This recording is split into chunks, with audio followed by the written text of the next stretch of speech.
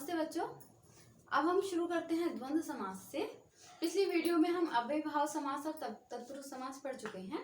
बच्चों ये द्वंद्व समास जो है पद की प्रधानता के आधार पर हमारा तीसरा समास है। पहला पद प्रधान अव्ययीभाव, बाद वाला पद प्रधान तत्पुरुष, उभय पद प्रधान द्वंद्व समास। यहाँ पे दोनों ही पद प्रधान होते हैं, यानी कि पहला वाला भी और दूसरा वाला भी। अब इसकी परिभाषा पढ़ लेते हैं पहले।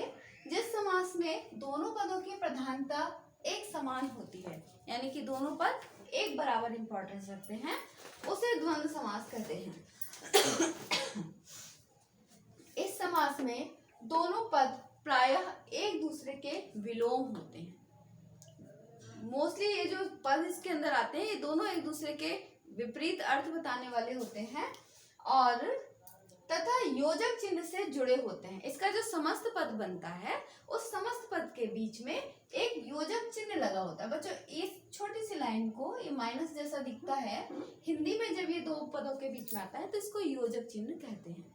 तो जब द्वंद्व समास का पद होगा तो वहां पर ये योजक चिन्ह आपको दिखाई देगा। ठीक है, अब हम इसके भेद पढ़ लेते हैं।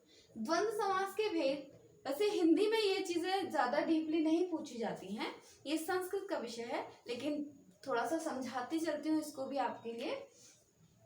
द्वंद्व समास के तीन भेद होते हैं। पहला है इतरेतर द्वंद्व, दूसरा है एक शेष द्वंद्व और तीसरा है समाहार द्वंद्व। बच्चों इनमें डिफरेंस क्या है?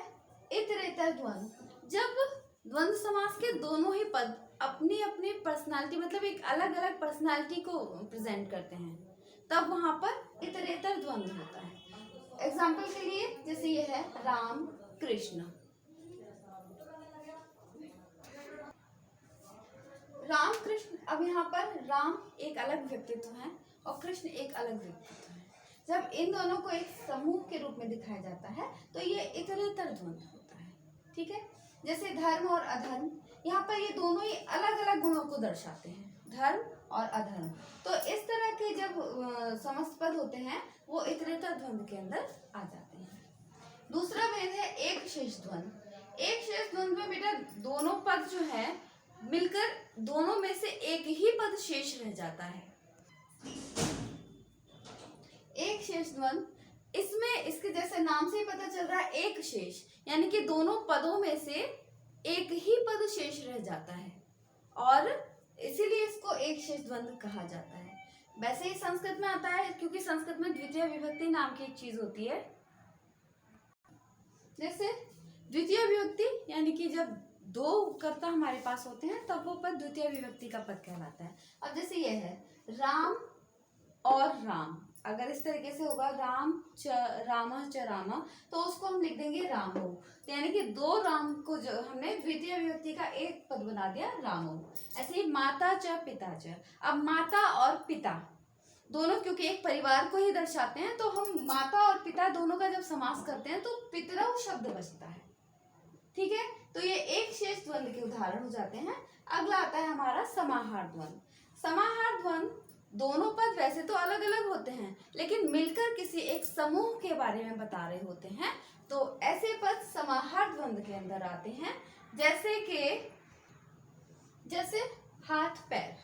अब हाथ का अर्थ अलग होता है, पैर का अलग होता है, पैर का अर्थ, लेकिन ये दोनों मिलकर शरीर के अंगों के विषय में, यानी कि एक समाहार जो इसका बना वो शरीर के अंगों के विषय में बता रहा है।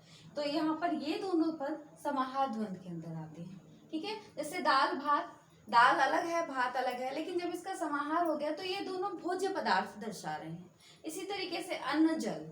ठीक है, तो ये द्वंद्व समास के भेद हो गए। इतरेतर द्वंद्व, जब दोनों अलग अलग तरह के व्यक्तित्व एक साथ दर्शाए जाते हैं।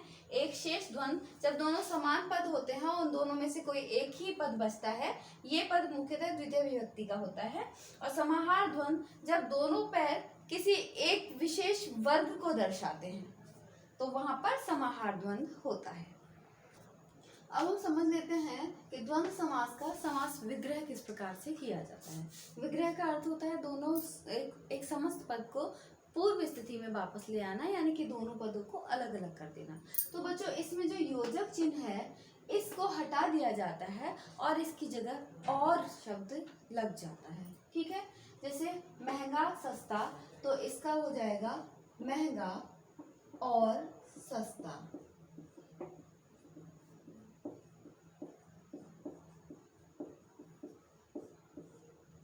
आजकल यह हो जाएगा आज और कल। लाभ हानि, इसका हो जाएगा लाभ और हानि।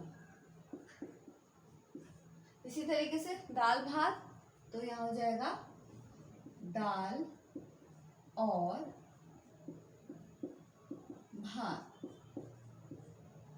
इसी प्रकार आगे पढ़ लेते हैं राधा कृष्ण, तो राधा और कृष्ण।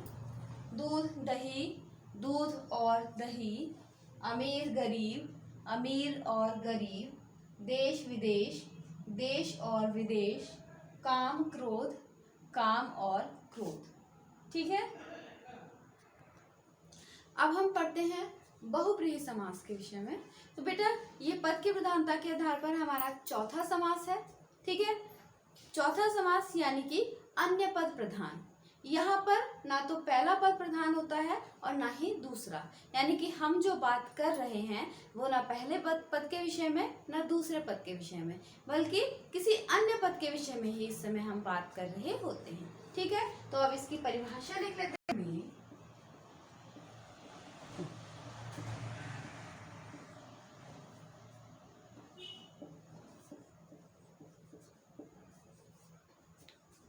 पूर्व पद तथा उत्तर पद में से कोई भी प्रधान नहीं होता है,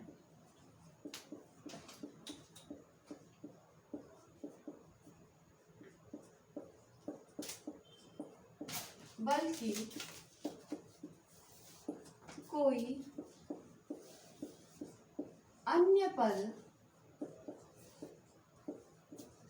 प्रधान होता है, वहाँ बहुब्रीहि समास होता है।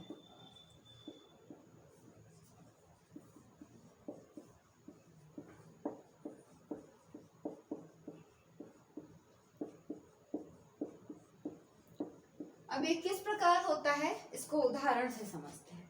देखिए बेटा, मान लीजिए एक समस्त पद है नीलकंठ।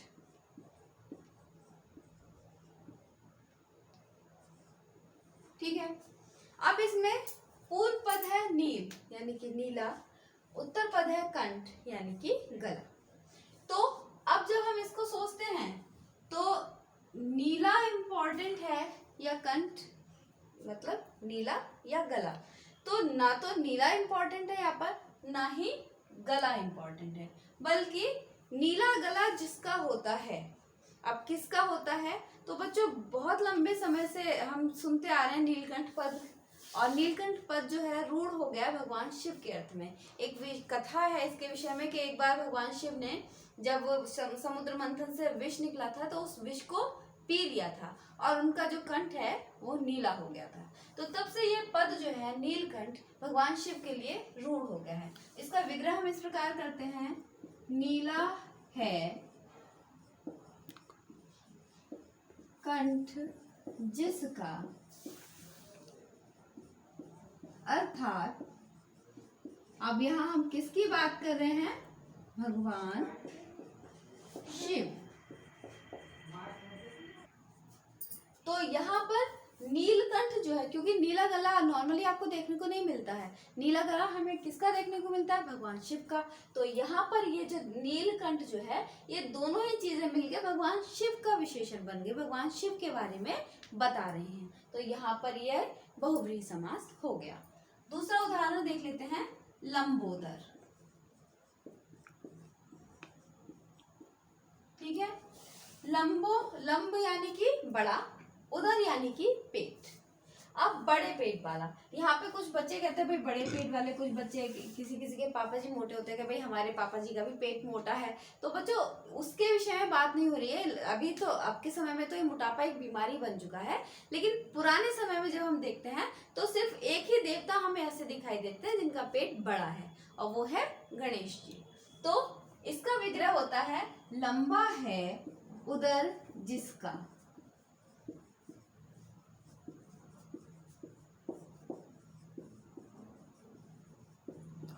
अर्थात गणेश जी।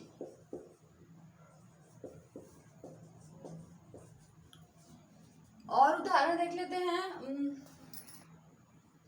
पीतांबर। बच्चों ये जो पद है इसमें दो समास संभव है। इसके विग्रह पर निर्भर करता है कि यहाँ पर कौन सा समास होगा। जैसे पीत और अंबर, अंबर मानी होता है वस्त्र यानी कि कपड़ा। अगर हम इसका विग्रह इस प्रकार करते हैं, पीला है जो अंबर, तो यहाँ पर हम पीले कपड़े की विशेषता बता रहे हैं। तो ये जो है ये विशेषण विशेष हो गया और ये बन जाएगा कर्मधारय। और अगर हम इसका विग्रह इस प्रकार करते हैं, पीले हैं वस्त्र जिसके, अर्थात, तो यहाँ पर वैसे तो सभी देवी देवता पीले वस्त्र ही धारण करते हैं ज्यादातर, लेकिन भगवान कृष्ण के साथ ये शब्द जुड़ा हुआ है, काफी लंबे समय से कृष्ण के लिए यूज हो रहा है, तो ये शब्द कृष्ण के अर्थ में रूढ़ हो गया है। तो बहुव्रीहि में इसका अर्थ निकलता है कृष्ण। और अगर इसका विग्रह हम करते हैं पीला है वस्त्र जो, तो यहाँ पर कर्मधारय समास भी संभव है। ठीक है, तो बहुव्रीहि के अनुसार इसका विग्रह होगा पीले हैं वस्त्र जिसके, अर्थात कृष्ण।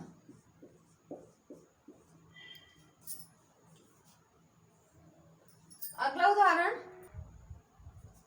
आगे है त्रिलोचन।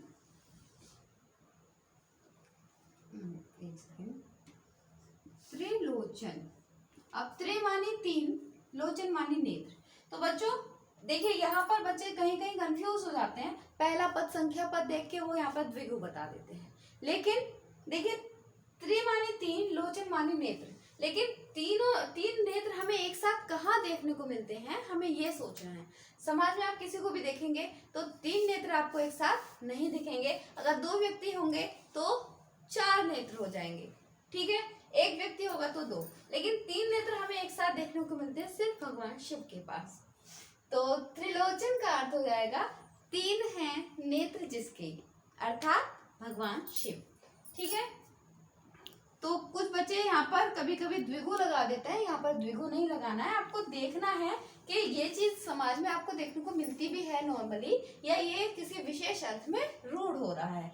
तो तीन हैं नेत्र जिनके, अर्थात शिव।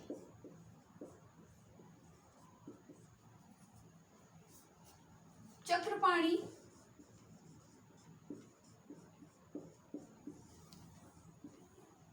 अब चक्र मानी तो चक्र होता ही है, और पाणी मीन्स होता है हाथ। चक्र और हाथ, अब जब इसका हम विग्रह करेंगे तो संस्कृत में होता है चक्र पाणी, ऐसा। तो जिसके चक्र है हाथ में जिसके, ठीक है, तो यहाँ पे लिखेंगे चक्र है हाथ में जिसके, अर्थात अब यहाँ पर चक्र किसके साथ जुड़ा हुआ है, भगवान विष्णु के साथ, तो यहाँ पर आएगा विष्णु।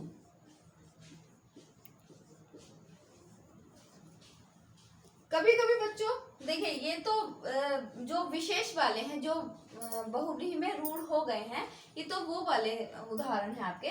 कभी कभी साधारण पद में भी अभिभाव नहीं, ये बहुव्रीहि समास होता है। कैसे, जब हम किसी पर्टिकुलर व्यक्ति के विषय में बात कर रहे होते हैं, ठीक है। जैसे अभी एक उदाहरण बताती हूँ, जैसे सुनैना। अब सु माने सुंदर, नैना माने नयन वाली। तो सुंदर नयन है, सुंदर है नयन, ऐसे ये कर्मधारय भी हो सकता है। लेकिन सुंदर नयन वाली, अगर हम पहले से किसी पर्टिकुलर महिला के विषय में हम बात कर रहे हैं, उसके बाद हम सुनैना पद बोलते हैं, तो ये सुनैना पद बहुव्रीहि बन जाएगा उस लेडी के लिए जिसकी हम बात कर रहे हैं। तो इस तरह के पद में पहले से आपको उसका पहले प्रसंग पढ़ना पड़ता है, तब आपको पता चलेगा कि यहाँ पर बहुव्रीहि है। तो 9th-10th में जहाँ तक बच्चों ये जो बहुत ज्यादा फेमस हमारे हैं उसी तरह के उदाहरण आते हैं और ज्यादा,